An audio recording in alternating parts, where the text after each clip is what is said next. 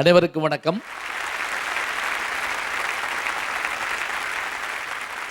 மிகுந்த உற்சாகத்தோடு இந்த அருமையான மும்பை மாநகரிலே நிகழ்கின்ற இந்த அற்புதமான புதுயுகம் நிகழ்ச்சியினுடைய சேனலுடைய நல்ல நிகழ்வு யாவரும் கேளீர். இந்த நிகழ்ச்சிக்கு இத்தனை பெரிய ஏற்பாட்டை நமக்கு செய்து அத்தனை பேரையும் வரவேற்றக்கூடிய அத்தனை கொடையாளர்கள், குறிப்பாக எங்களுடைய பாராட்டுதற்குரிய தானே தனியாக நின்று அதனையும் சாதிக்க முடியும் என்றாலும் கூட ஊர் கூடி தேரெழுத்தால் பெருமை என்று நினைக்கிற ரவி ஐயர் அவர்களுக்கு நம்முடைய அன்பு பாராட்டை நாம் மகிழ்வோடு தெரிவித்துக் கொள்கிறோம். இந்த யாவரும் கேளிங்கிற அற்புதமான நிகழ்ச்சிக்கு இங்கே கொடையாளர்களாக வந்து பெருமை சேர்த்திருக்கின்ற பெருமக்கள் அத்தனை பேரையும் மேடையில் மரியாதை பண்ணாங்க. புதுயுகம் எதுலேயும் புதுசாக சிந்திக்கும். பாரதி சொன்னார், மகாகவி பாரதி, வேதம் புதுமை செய் அப்படின்னார். வேதம் புதிது அப்படின்னு கூட பாரதிராஜா படம் எடுத்தார். எல்லாத்திலும் புதுமை இருக்கணும். பழையன கழிதலும் புதியன புகுதலும் வலுவல கால வகை நானே. இது நன்னூல் என்ற இலக்கணத்தை எழுதிய பவனந்தி முனிவர் 12ஆம் நூற்றாண்டில் 800 வருஷத்துக்கு முதல்ல சொன்ன பாட்டு வருகிறது. தமிழர் 800 வருஷத்துக்கு முதல்ல. பழசு போகுதுன்னு கவலைப்படாத, புதுசு வந்தால் ஏற்றுக்கிற தயாராரு. புதுயுகம் அந்த மாதிரியான ஒரு அருமையான நிகழ்ச்சியை, சொல்லரங்கம் யாவரும் கேளீர் என்கின்ற அற்புதமான அரங்கத்தை வெற்றிகரமாக நிகழ்த்தி வருது. நான் நேற்று காலையில் தான் அமெரிக்காவிலிருந்து வந்தேன். நான் அமெரிக்காவில் சுற்றுப்பயணம் பண்ணுற போது அவர்கள் என்னை பார்த்து ரொம்ப வியந்து சொன்ன வார்த்தை, திரைப்படத்தில் தொலைக்காட்சிகளில் பார்த்துருந்தாலும் கூட, இந்த புதுயுகம் சேனலில் உங்களுடைய காஸ்டியூம் ரொம்ப நல்லா இருக்குது. நாங்கள் முதல்ல எனக்கே ரொம்ப சந்தோஷமாக இருந்தது. பார்த்த உடனே ஒரு வேறுபாடா ரொம்ப நல்லா இருந்தது. அந்த மாதிரியாக எல்லாத்திலையும் புதுமையை கொண்டு வந்து புதிய பேச்சாளர்களை, புதிய சிந்தனையாளர்களை, புதிய கொடையாளர்களை நமக்கு தந்திருக்கக்கூடிய புதுயுகம் சேனலுக்கு நம்முடைய அருமையான வாழ்த்தை சொல்லி, இங்கே மேடையிலே சிறப்பு விருந்தினராக வருகை தரக்கூடியவர்கள், வந்திருக்கிற சிறப்பு விருந்தினர்களையும் பாராட்டி, பேச்சாளர்களுக்காக ஒரு கைதட்டு கொடுங்க. ஏன்னா அவங்க ரொம்ப ஆர்வமாக உட்கார்ந்துருக்கிறாங்க.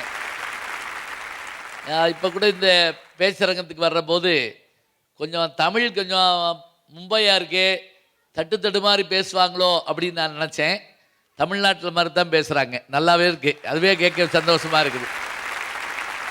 அத்தனை பேருக்கும் பாராட்ட சொல்லி, புதுயுகம் வழங்குகின்ற யாவரும் கேளீர் என்கின்ற இந்த அற்புதமான நிகழ்ச்சி, இன்னைக்கான தலைப்பு என்ன அப்படின்னா, நீங்கள் நினைப்பீங்க அதான் எப்பவும் போல் உட்கார்ந்து இங்கிட்டு 2 பேர் அங்கிட்டு 2 பேரை மாற்றி மாற்றி பேசுவாங்க. அப்படி இல்லைங்க.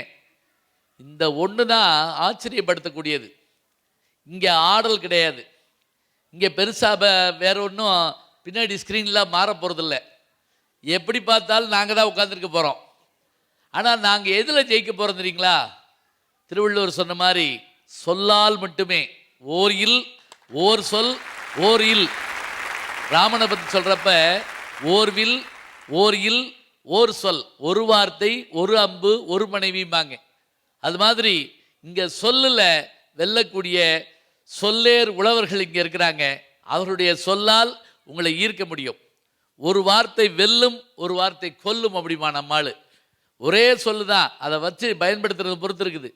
இங்கே இந்த அரங்கத்தில் வாழ்க்கையின் மகிழ்ச்சியான தருணம் எது ஒரு கேள்வி. அதுக்கு தான் விடை சொல்ல வந்திருக்கிறாங்க, சிந்திச்சிருக்கிறாங்க. நம்முடைய வாழ்க்கையினுடைய மகிழ்ச்சியான தருணம் அப்படின்னு ஒரு கேள்வி கேட்டு, பெற்றோர்களுடன் அப்படின்னு ஒரு குழுவினர் பேச இருக்கிறாங்க. அதெல்லாம் இல்லை, மனைவி பிள்ளைகளுடன் அப்படின்னு ஒரு குழுவினர். 2 விடுங்க, அதெல்லாம் வீட்டுக்குள்ள. நண்பர்களுடன் தான் என்று பேசுவதற்கு ஒரு குழுவினர் வந்திருக்காங்க. இந்த 3 அணியினர் தான் இங்கே. நம் வாழ்வின் மகிழ்ச்சியான தருணம் எது ஒரு கேள்வி கேட்டு, பெற்றோர்களுடன் இருப்பதா, மனைவி பிள்ளைகளுடன் கழிப்பதா, அல்லது நண்பர்களுடன் கழிப்பதா? இந்த 3 கேள்விக்கான விடையை சொல்லுவதற்காக கேள்வி கேட்பாங்க, பேசுவாங்க, சிந்திப்பாங்க. இவர்களுடைய பேச்சுக்கு பிறகு சிறப்பு விருந்தினர்கள் வந்திருக்காங்க, வல்லுநர்கள். அவங்களும் அதை பற்றி பேசுவாங்க. நாம் முடிவில் என்னங்கிறத நம்ம பார்த்துக்கலாம். முதல்ல மகிழ்ச்சியான தருணம். மகிழ்ச்சின்னா என்னன்னு அருமையாக சொல்ல இருக்கிறாங்க. இப்போ நமக்கு நினச்சி பாருங்க, எது மகிழ்ச்சின்னு கேட்டான்னா சொல்லுவான், சாப்பிட்டுட்டு நான் பில்லு கொடுக்குறேன்னு அவன் சொன்னால் அதுதான் மகிழ்ச்சிங்க அப்படிம்போம். இருங்க, நான் கொடுத்துட்றேன். அது மாதிரி இன்பத்தேன் வந்து பாதல பாயுமா சொல்லுங்க பார்ப்போம். பிறர் துன்புற நாம் மகிழக்கூடாது, முக்கியமாக ஞாபகம் வச்சுக்கோங்க. இப்போ கடவுளை போய் பார்க்க போகிறோம், கோயிலுக்கு போகிறோம். பார்வை இல்லாத ஒருத்தர் கோயிலுக்கு கூப்பிட்டு போனாங்களாம். அப்போ கூட வந்தவர் ஒருத்தர் கேலியே கேட்டாராம், என்ன கடவுளை பார்க்க போறியாக்கும்? யார அவரை பார்த்து கேட்குறாரு, கண்ணில்லையே கடவுளை பார்க்க போறியாக்கும்? அப்போ அந்த கண்ணில்லாதவர் சொன்னாராம், கடவுள் என்னையே பார்ப்பார்ல அதுக்காக போகிறேன் அப்படின்னாராம். நான் கடவுளை பார்க்குறேன்னா இல்லையாங்கிறதுல அப்புறம் வச்சுக்கோ, என்னையே கடவுள் பார்ப்பார்ல இருக்கட்டும். பிறரை வீழ்த்தி மகிழ்ச்சி அடையிறதுக்கு பேர் மகிழ்ச்சி இல்லை.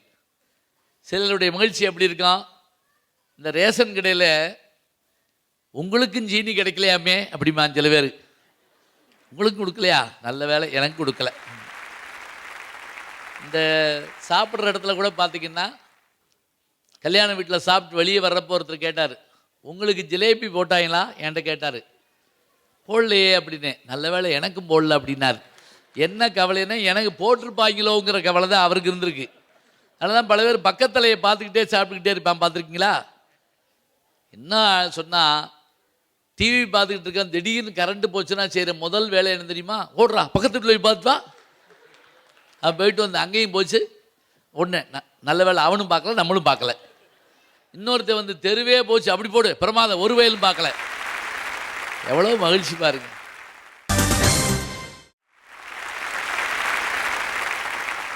ஒரு அப்பா பையனை கூப்பிட்டார், ஆணி அடிக்க சுத்தியல் வேணும், அந்த வீட்டில் வாங்கிட்டு வா. பையன் போய் திரும்பி வந்தான், இல்லைங்கிறாங்க கஞ்சப்பைய. இந்த வீட்டில் வாங்கிட்டு வா. போய் திரும்பி வந்தேன், தரமாட்டேங்கிறான். விளங்குவானா, கடைசி வீட்டில் வாங்கிட்டு வா. போய் திரும்பி வந்தான், அவனும் இல்லைங்கிறான்.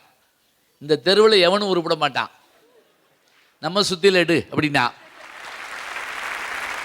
சுத்தியல் வீட்டுக்குள்ள வச்சுருக்காங்க, எதுக்கு ஒரு தடவை ஊரை கேட்டு பார்ப்போமே. 2 பேர் கோயிலுக்கு போனான்.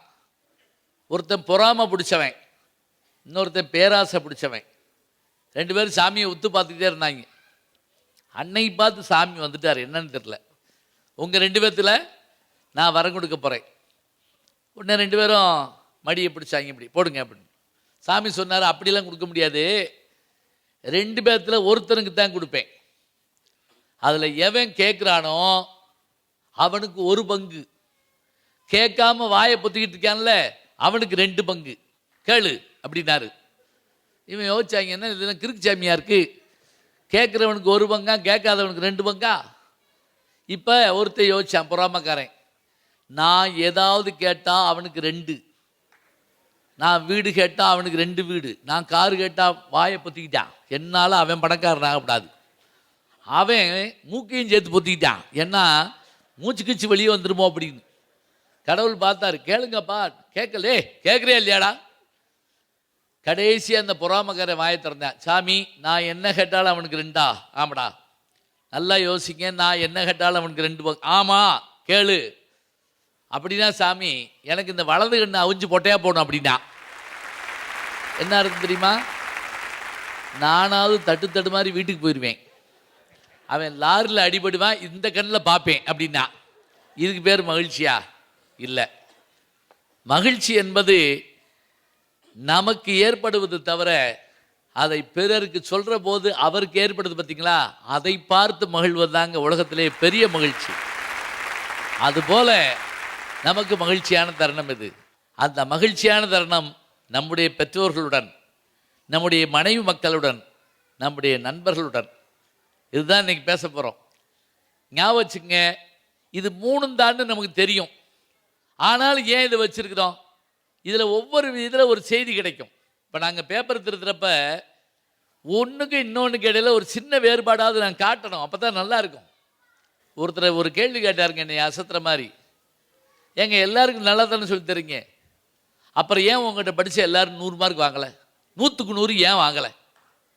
நல்ல கேள்வி. நான் அவரை பதிலுக்கு கூப்பிட்டு கேட்டேன், இங்கே வா, ஓட்டப்பந்தயத்தில் 100 பேர் ஓடுறாங்கல்ல, அந்த 100 பேர் ஏன் முதல் பரிசு வாங்கலை அப்படின்னு கேட்டேன். என்னை திருப்பி கேட்குறீங்க அப்படின்னாரு. அப்படி இல்லையா, 100 பேரில் ஒருத்தர் வர்றான்னா 100 பேரும் வாங்கணும்னு தான் ஓடினான். ஆனால் ஒருத்தருடைய ஓட்டத்தால் அவன் ஜெயிச்சான். நாங்கள் எல்லாருக்கும் தான் சொல்லித்தர்றோம். எல்லாரும் தாமஸ் ஆல்வா எடிசன் ஆக முடியாதுல்ல. ஏன்? அவனுக்கு அந்த ஆர்வம் இருக்கணும். நான் கொண்டு போய் என்ன செய்யலாம், குதிரையை கூட்டு போய் தண்ணி குடிக்கிறதுக்காக தொட்டி வரைக்கும் கூட்டு போகலாம். ஆனால் குதிரை குடிக்கணும். எத்துணையும் பேதமுறாது எவ்வுயிரும் தம்முயிர் போயில் நீ ஒத்துரிமையுடையவராய் ஓக்கின்றார் யார் அவர்களும் தான் சித்த சத்துருவாகி எம்பெருமான் நடம்புரியும் இடமன நான் தெரிந்தேன் அப்படின்னு வள்ளல் பெருமான் சொன்னார். எத்துணையும் பேதமுறாது எவ்வுயிரும் தம்முயிர் போயில் எண்ணி. சாப்பிட்டுட்டு இருக்கப்ப ஒரு சின்ன உயிர் வந்து நின்று அப்படி நம்ம பார்த்துச்சுன்னா அது கொஞ்சம் கொடுத்துட்டு சாப்பிட்டு பாருங்க. அது சாப்பிட்றப்ப நம்ம பசி பாதி அடங்கின மாதிரி இருக்கும். அதுதான் உலகத்திலேயே பெரிய மகிழ்ச்சி, கொடையால் ஏற்படும் மகிழ்ச்சி. மனசு மகிழ்ச்சியாக இருக்கிறது சாதாரணம் இல்லைங்க. வயிறு நிறைவது பெரிய விஷயம்னா அந்த வயிறு நிறைவது போல் மனம் நிறைய வேண்டும். நிம்மதியாக உட்கார்ந்துருக்க மாதிரி இருக்கணும். அதுவும் சில மகிழ்ச்சி இருக்கே, வாய் விட்டு சொல்ல முடியாத அற்புதமான மகிழ்ச்சிகள் உண்டு. நல்ல மகிழ்ச்சியான தருணம் எது என்று கேட்டு, அது நம் வாழ்க்கையின் மகிழ்ச்சியான தருணம் பெற்றோர்களுடனா, மனைவி பிள்ளைகளுடனா, அல்லது நண்பர்களுடனா, எது மகிழ்ச்சியான தருணம் என்று நம்முடைய பேசுவதற்காக மிகச்சிறந்த பேச்சாளர்கள். 5 நிமிஷம்தான் கேட்டேன். ஒரு பானை சோற்றுக்கு ஒரு சோறு பதம் என்பது போல இவருடைய அத்தனை பேருடைய பேச்சும் என்னை ஈர்த்தது. இப்போது இதோ சொல்லரங்கம் தொடங்குகிறது. இங்கே சாப்பிட்ட உணவு இங்கே போனால் 3 மணி நேரம். இங்கே கேட்ட செய்தி உங்களுடைய மனதிலேயோ உங்களுடைய அறிவிலேயோ சென்றிருந்தால் அது வாழ்நாளெல்லாம் உங்களுக்கு பயன்படும். செல்வத்துள் செல்வம் செவிச்செல்வம்னு சொன்னார் திருவள்ளுவர். அந்த மாதிரியான செல்வத்தை நீங்கள் நுகர இருக்கீங்க. இதோ மகிழ்ச்சியான தருணம் எது என தீர்மானிக்க பேச்சாளர் வருகிறார்கள். தொடங்குகிறது நம்முடைய அருமையான சொல்லரங்கம். புது யுகம் வழங்குகின்ற யாவரும் கேளீர் அற்புதமான சொல்லரங்கம்.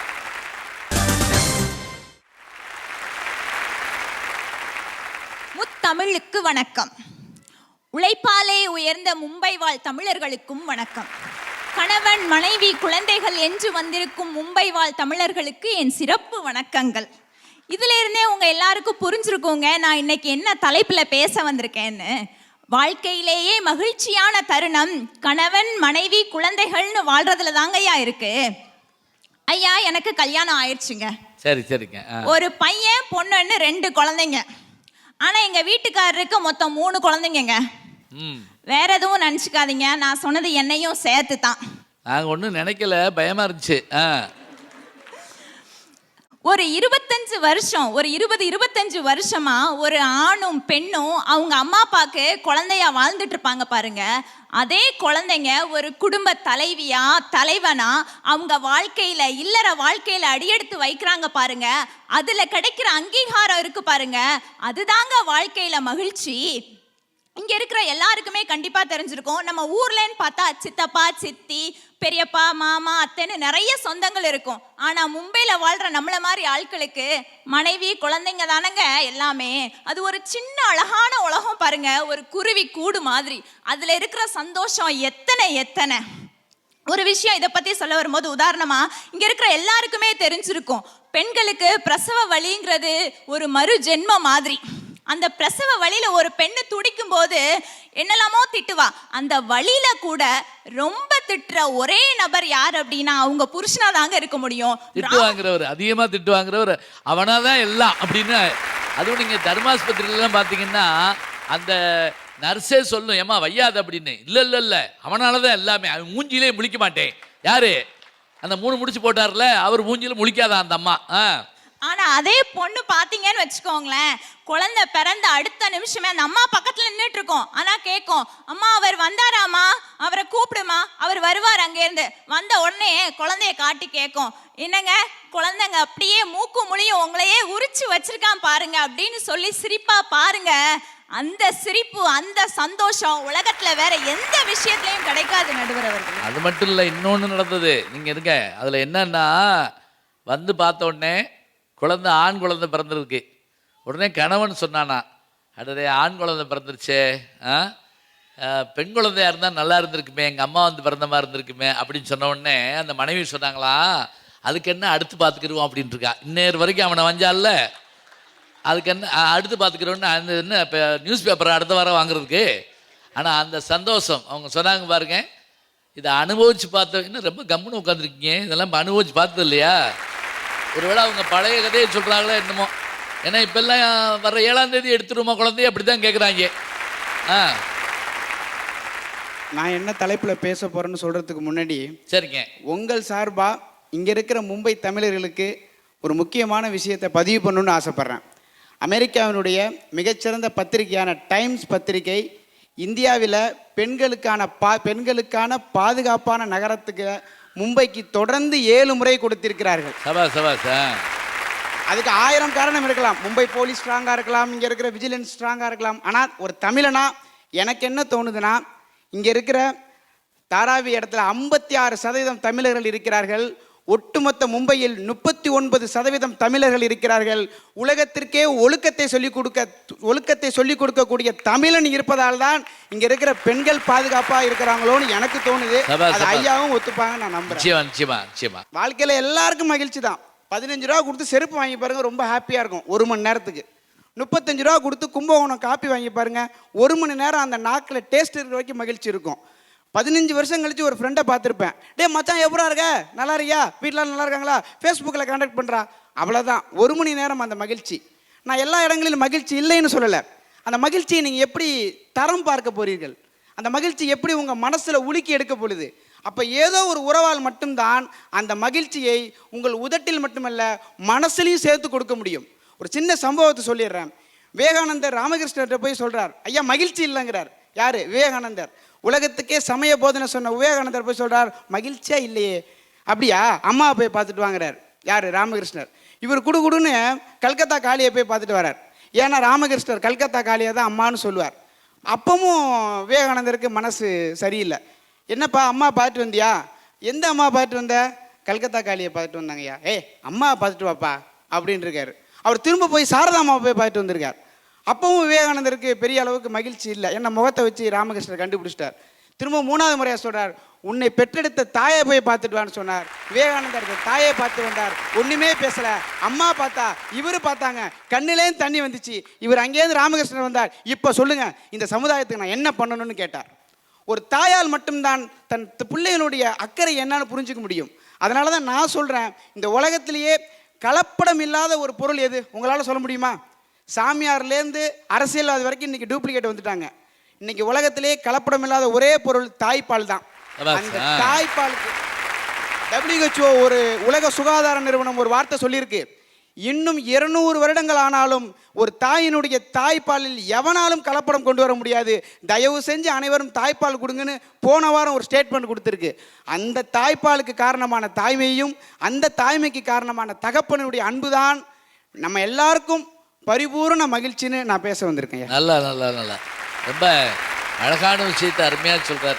ராமகிருஷ்ணரும் பரமஹம்சரும் விவேகானந்தரும் பற்றி சொல்கிறப்ப இந்த கேட்க ஆச்சரியமான விஷயமா இருக்கும். அப்படியான குருவும் அப்படியான சீடனும் கிடைக்கிறது சாதாரணம் இல்லைங்க.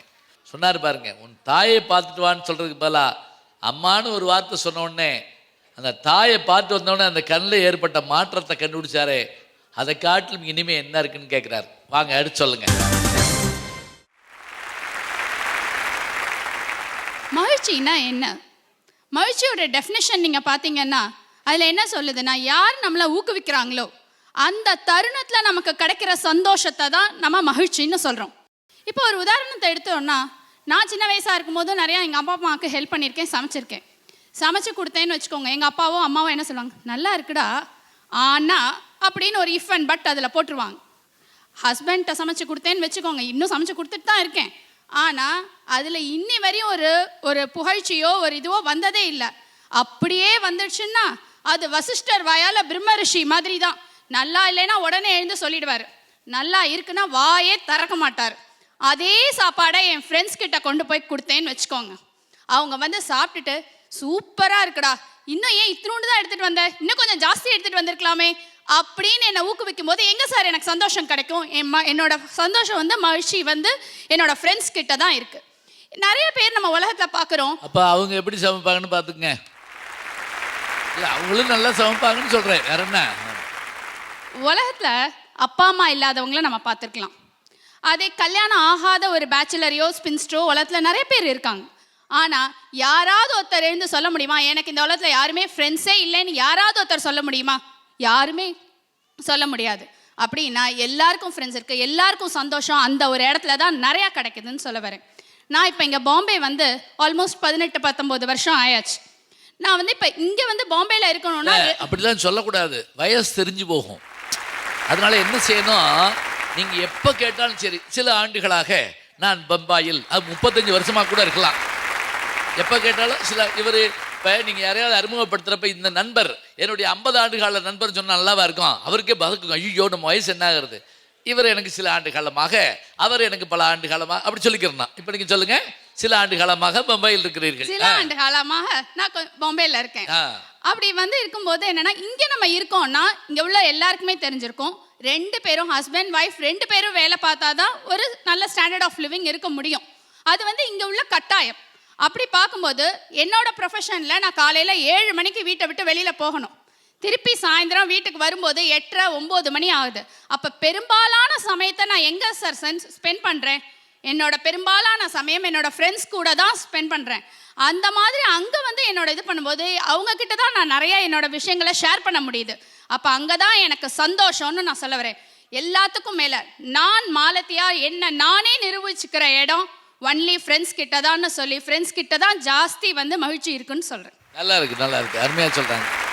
இன்னொன்று கூட ஞாபகம் வச்சுக்கோங்க, சில நேரங்களில் வாத்தியார் சொல்லி கொடுத்து புரியாத விஷயம் கூட இன்னொரு நண்பன் சொல்லி கொடுத்தா புரியும் சொன்னால் நண்பனுக்கு ஈடாக ஒரு விஷயத்தை சொல்லவே முடியாதுங்க. அதை அவங்க ரொம்ப அழகாக சொல்கிறாங்க. ஏன்னா பெற்றோர்கள்ட்ட பேசுகிறப்ப ஒரு பயம் இருக்கும், கணவன்கிட்ட ஒரு ஈகோ இருக்கும், ஆனால் நண்பர்கள்ட்ட கிடையாது. டை அப்படின்னு சொல்லி கூப்பிடுறோமே, யார் கூப்பிடுவோம்? ராமன் ராமாயணத்தில் ஒரு முறை வருத்தப்பட்டது எப்போ தெரியுமா? என்ன டேன்னு சொல்லி கூப்பிட ஆள் இல்லையே அப்படின்னு அவர் கவலையாக இருந்ததான்.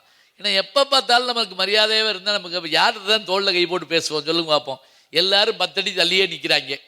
அது ஒரு நல்ல வாழ்க்கையா? இல்லை. நமக்கான ஒரு பெரிய சந்தோஷம் எங்கே கிடைக்கும்?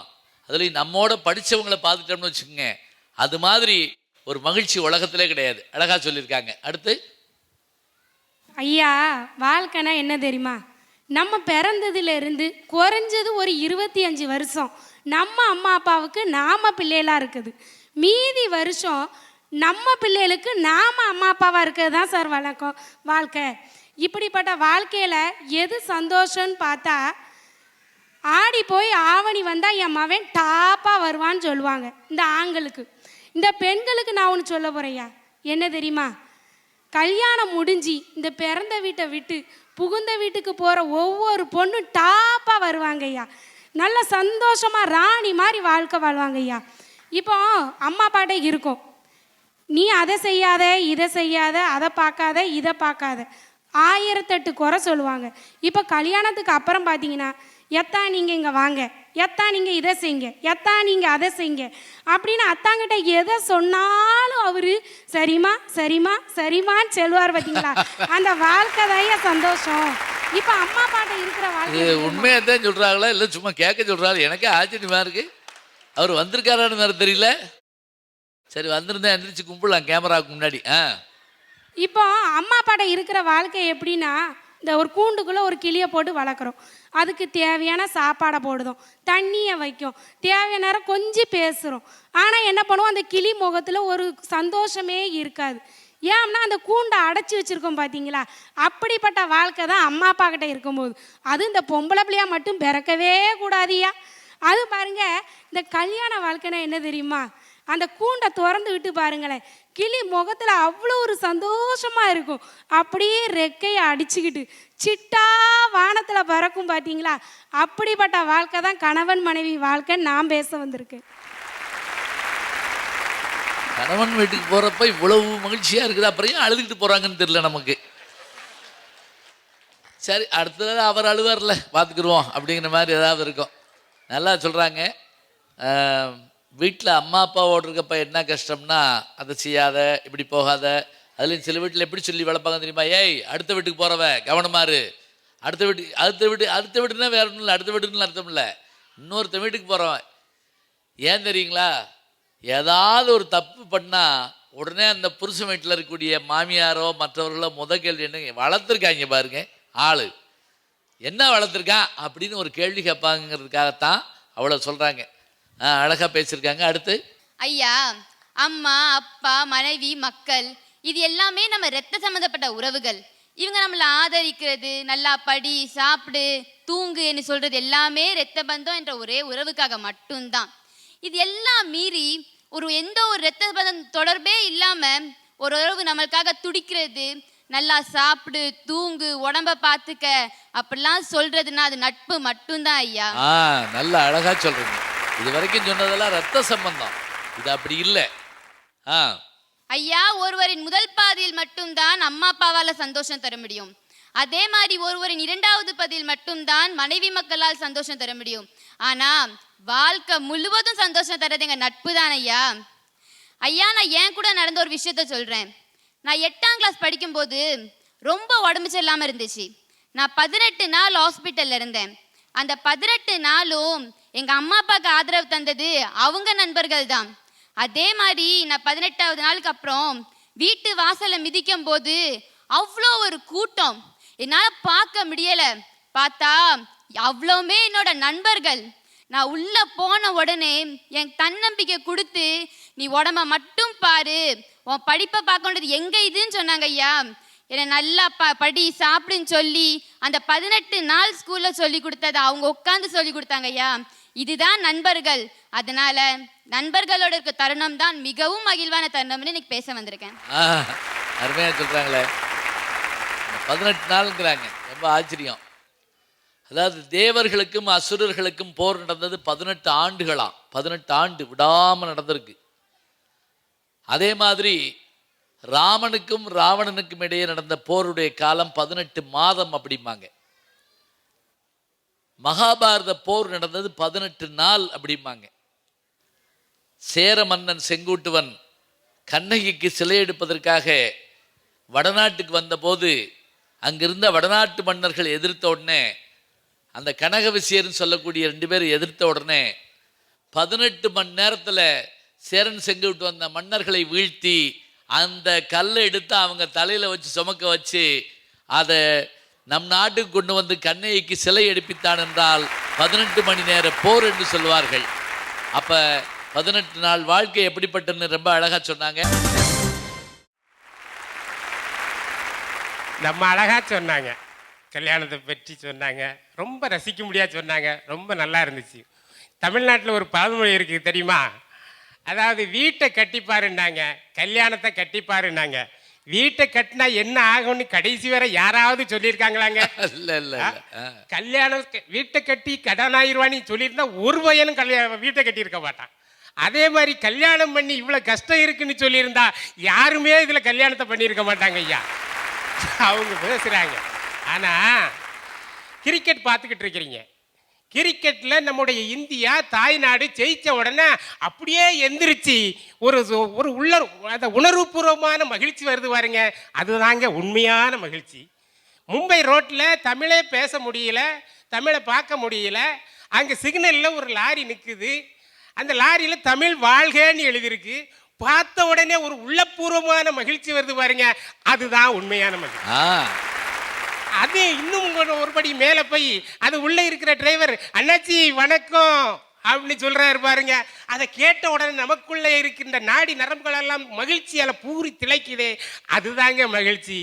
அப்படி தாய்நாடு, தாய்மண், தாய் என்று வருகின்ற போதெல்லாம் மகிழ்ச்சி ஏற்படுகின்ற போது நொந்து பெற்று நோவாமல் வளர்த்த என் தாய் தருகின்ற மகிழ்ச்சிக்கு ஈடு இணை இந்த உலகத்தில் எங்குமே இல்லையா.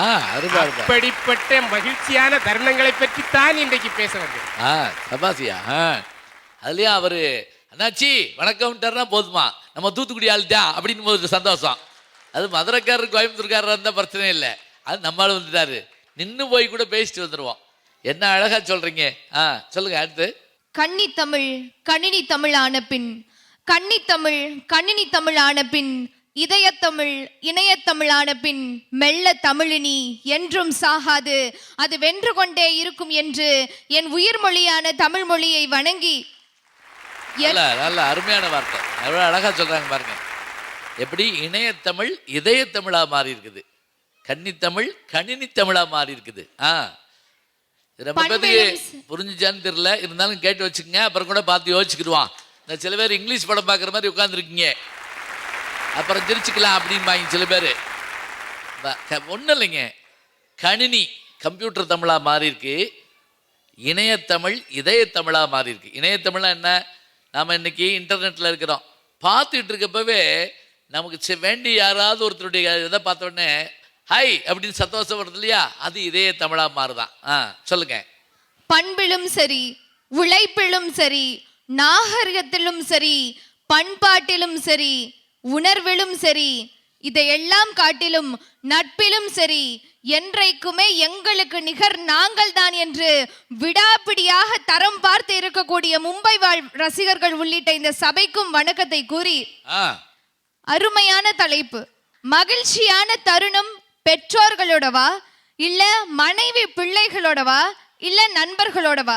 ஒருத்தன் விஷம் குடிச்சு சாக போறானா, விஷ பாட்டில கையில வச்சுட்டு யோசிக்கிறான், நம்மால் என்னதான் இருந்தாலும் நம்ம சாக போறோம், சுத்தி இருக்கிறவங்களுக்கெல்லாம் ஃபோன் பண்ணிட்டு செத்துருவோன்னு சொல்லிட்டு முதல்ல அவனை பெத்த தாய்க்கு ஃபோன் பண்ணானா. ஃபோன் பண்ணிட்டு அம்மா நான் போறேம்மா நான் போறேன் அப்படின்னானா. அவங்க அம்மா சொன்னாங்களாம் வெகுலியா, போயிட்டு வா ராசா, பத்திரமா திரும்பி வா, சீக்கிரமா போயிட்டு சீக்கிரமா வந்துரு அப்படின்னாங்களாம்.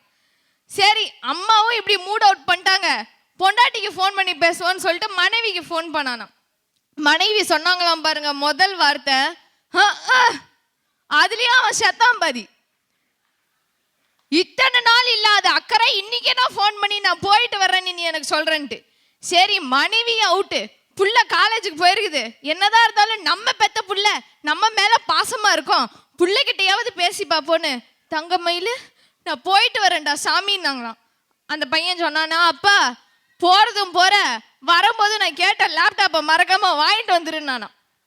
சரி, இப்படியெல்லாம் பண்ணிட்டானே, என்னதான் இருந்தாலும் நமக்கு கூட படிச்சதுல இருந்து இப்போ வரைக்கும் உயிரா இருக்கிறது நம்ம நண்பன் தான். நண்பனுக்கு ஃபோன் பண்ணி சொல்லிட்டு சத்தியமா இந்த வெஸ்த குடிச்சு செத்துருவான்னு முடிவா பண்ணிட்டானா. ஃப்ரெண்டுக்கு ஃபோன் பண்றான், அவன் எடுக்கிறான், சொல்டா மச்சான் எங்க இருக்க? எங்க இருக்கிறதெல்லாம் இருக்கட்டும்டா, நான் போலான்னு முடிவு பண்ணிட்டேன்டா. உடனே நண்பன் சொன்னா பாருங்க, என்னடா மச்சான் இப்படி சொல்லிட்ட, என்னை விட்டு நீ தனியா போயிருவியா, இருறா நானும் சேர்ந்து வர்றேன்னா. அதாங்க நட்பு. எப்பேற்பட்ட பிரச்சனை வந்தாலும் சொந்தக்காரன் வர்றானோ இல்லையோ, பக்கத்துல இருக்கிற அக்கம் பக்கத்துல இருக்கவன் வர்றானோ இல்லையோ, தன்னுடைய நண்பனுக்கு ஒரு பிரச்சனைன்னு சொன்னா அடுத்த நிமிஷம் சிட்டாட்டு பறந்து வந்து நிப்பான் பாத்தீங்களா, அவன் தான் நண்பன். அவன் கூட இருக்கிற வாழ்க்கை தான் மகிழ்ச்சியா இருக்கு. தோள் கொடுக்க தோழனும் தோல் சாய தோழியும் இருக்கும் வரை மரணப்படுக்கையில் கூட மகிழ்ச்சியான தருணங்கள் தான் எங்களுக்கு அமையும் சொல்லி, என்னைக்குமே மகிழ்ச்சியான தருணம் என்பது எப்பேற்பட்ட பிரச்சனை வந்தாலும் சொல்லுவான் பாத்தீங்களா ஒரு டைலாக்கு, ஊர்ல 10-15 ஃப்ரெண்டு வச்சிருக்கவன்லாம் நல்லா இருக்கான், ஒரே ஒரு ஒத்த ஃப்ரெண்டை வச்சுட்டு நான் படுற பாடு இருக்கேன் ஐயோ ஐயோ ஐயோன்ட்டு கடைசியா புல் ஸ்டாப். என்ன பிரச்சனை கொடுத்தாலும் நீ என் நண்பன்டான்னு தோல் மேல கை போடுறான் பாத்தீங்களா, அந்த நண்பனாலதான் மகிழ்ச்சியான தருணம்னு தான் நான் பேச வந்திருக்கேன். நல்லா இருக்கு, நல்லா இருக்கு. பேச வந்திருக்கிறதுக்கு இவ்வளவு பேசியிருக்காங்க பாருங்க, இனிமே தான் பேச போறாங்கன்னு அர்த்தம். ஆனா நான் போறேன்னு சொன்ன உடனே நானும் வரேன்டான்னு சொன்ன ஒரு வார்த்தை வேற யாரும் சொல்லல, நண்பர்கள் தான் சொல்றாங்கன்னாங்க. அடுத்து, ஐயா நான் பெற்றோரோட கொஞ்ச காலம் வாழ்ந்தையா, அதுல மகிழ்ச்சி கிடைக்குமா நினைச்சேன், கிடைச்சது ஒரு அளவு தான் கிடைச்சதுயா. சரி, நான் ஸ்கூல் காலேஜ் படிக்கும்போது என் ஃப்ரெண்டோடய வாழ்ந்து பார்த்தேன் ஐயா, அதில் மகிழ்ச்சி கிடைக்குமான்னு அதுலேயும் கிடைச்சது ஒரு அளவு தான் கிடைச்சதுயா. சரி, கல்யாணத்தையாவது முடிச்சு பார்ப்போம், அதுலையாவது நமக்கு நிறைவான மகிழ்ச்சி கிடைக்குதான்னு. அங்கே கிடைச்சது பாருங்கய்யா நிறைவான மகிழ்ச்சி. எப்படி ஒரு மகிழ்ச்சி, என்னை பார்த்தாலே தெரியலையா எவ்வளோ நிறைவாக நான் வாழ்ந்துட்டு இருக்கேன்னு. சரி, கல்யாணம் பண்ணுவோன்னு முடிவு பண்ணிட்டேன். சரின்னு சொல்லி என்னை பொண்ணு பார்க்க வந்தாங்கய்யா. அன்னைக்குன்னு பார்த்து டிவியில் பார்த்தீங்கன்னா சின்ன தம்பி படம் போட்டிருந்தான். அந்த படத்தை பார்த்து படுத்திருந்தேயா. என் கணவர் வந்து நின்னாரு பாருங்கய்யா, சின்ன தம்பி பிரபு மாதிரி சும்மா தகா தகா தகான்னு வந்து நின்னாருயா. வந்திருக்காரா? கண்டிப்பா வந்திருக்காருயா. சரி சரி, அதான் எந்திரிச்சார். என்ன பாருங்க, அடே அப்பாரி, இது நல்லா இருக்கு இந்த ஏற்பாடு. அன்னைக்கு விழுந்தவதான் இன்னும் நான் எந்திரிக்கவே இல்லை ஐயா. இப்போ நம்ம பெற்றோர்கிட்ட வாழ்கிற வாழ்க்கை வந்து எப்படி அப்படின்னா அறியாத பருவத்தில் கிடைக்கிற மகிழ்ச்சி. நம்ம ஃப்ரெண்டோட வாழ்கிற வாழ்க்கை எப்படி அப்படின்னா ஒரு என்ஜாயான பருவத்தில் வாழ்கிற வாழ்க்கை. ஆனால் நம்ம கல்யாணம் முடிஞ்சு குழந்தைகளோடு நம்ம அனுபவிக்கிற ஒவ்வொரு மகிழ்ச்சியுமே நிரந்தரமானது. அந்த தருணம் தான் ரொம்ப மகிழ்ச்சியான தருணம் அப்படின்னு நான் பேச வந்திருக்கேன். நன்றி. பாருங்க, அவங்க சொல்றதுல ஒரு அற்புதமான விஷயம் என்னன்னா, சில விஷயத்தை அனுபவிக்க தெரியாது சில சமயத்தில். இப்போ அத்தை பொண்ணு வீட்டில் வந்திருக்கு 3 வயசுன்னு வைங்க, நமக்கு 5 வயசுனா அப்போ ஒன்றும் தெரியாது. அதே அத்தை பொண்ணு 17 வயசுலையோ 16 வயசுலையோ வந்திருக்கப்ப நமக்கு ஒரு 20 வயசுன்னு வச்சுக்கோங்க, அப்போ என்ன எவ்வளோ சந்தோஷமாக இருக்கும். ரெண்டு அதே பொண்ணு தான், அதே பையன்தான். அந்த பருவகாலத்தின் போது தான் அதுக்கான மகிழ்ச்சியில் மாறுபாடு இருக்குங்கிறத ரொம்ப அருமையாக சொல்லியிருக்காங்க. ஐயா, நண்பர்களின் உறவுங்கிறது மும்பை ரசகுல்லா மாதிரி எப்பயுமே இனிப்பா இருக்கும். கணவன் மனைவி உறவு அப்படிங்கிறது குரங்கு கையில மாட்டின பூமாலை மாதிரி எப்பவுமே சிக்கலா தான் இருக்கும். இதுல யாரு குரங்கு யாரு பூமாலைன்னு தெரியலையே. சரி, பொதுவா சொல்லியிருக்காரு, நம்ம யோசிச்சுக்கிடுவோம். அந்த நாள் ஞாபகம் நெஞ்சிலே வந்ததே நண்பனே நண்பனே நண்பனே, இந்த நாள் அன்று போல் இன்பமாய் இல்லையே அது ஏன் நண்பனே. ஆஹா, என்ன ஒரு பசுமையான நினைவு. ஐயா, ஒரு சில தருணத்தை அசைபோடுகின்ற போது எந்த தருணம் நமக்கு நிரந்தரமான மகிழ்ச்சியை கொடுக்கிறதோ அந்த தருணம் தாயா வாழ்க்கையினுடைய முக்கியமான தருணம். அது நண்பர்களுடைய வாழுகின்ற வாழ்க்கையில் இருக்கு.